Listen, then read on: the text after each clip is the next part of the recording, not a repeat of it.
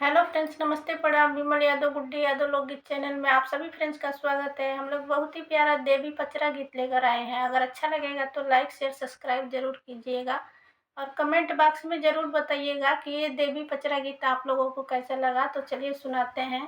जय माता दी। लाली लाली डोलिया के लाली बाबा ठुमुक चले ना, हो ठुमुक चले ना। माई के बाघावा कहारावा ठुमुक चले ना। माई के बाघावा कहारावा ठुमुक चले ना। चलता चलत माई भैले भीनु सारावा कतहु मैया ना। तू डलतू अपन डेरावा कतहु मैया ना। तू डलतू अपन डेरावा कतहु मैया ना। डेरवा तो डालब सेवखाऊ नाही के घरवा जे करे घरवाना। शीतल निबिया के पेड़ावा जे करो घरवाना। शीतल निबिया के पेड़ावा जे करे घरवाना। डेरवा तो डालब सेवखाऊ नाही के घरवा जे करे घरवाना। अंगना तुलसी के पेड़ावा जे करे घरवाना। अंगना तुलसी के पेड़ावा जे करे घरवाना।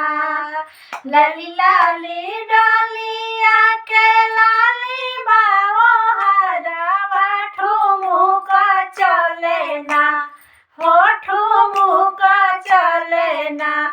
माई के बाघावा कहारावा ठुमुक चले ना।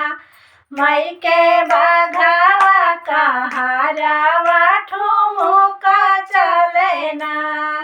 चलता चलत मैया भैले भीनु सारावा कतहु मैया ना। अब डाली दे तू डेरावा कतहु मैया ना। अब डाली दे तू डेरावा कतहु मैया ना। डेरवा तो डालब सेवखाऊ नाही के घरवा जे करे घरवाना, हो जे करे घरवाना। गैया बांधली दुआरिया जे कर घरवाना। गैया बांधली दुआरिया जे कर घरवाना। डेरवा तो डालब सेवखाऊ नाही के घरवा जे करे घरवाना। बउआ करे लिया दारावा जे करे घरवाना। बहुआ करे लिया दारावा जे करे घरवाना। बहुअर करे लिया दारावा जे करे घरवाना। लाली लाली डोलिया के लाली बाओ हरावा ठुमुक चले ना, हो ठुमुक चले ना। माई के बाघावा कहारावा ठुमुक चले ना।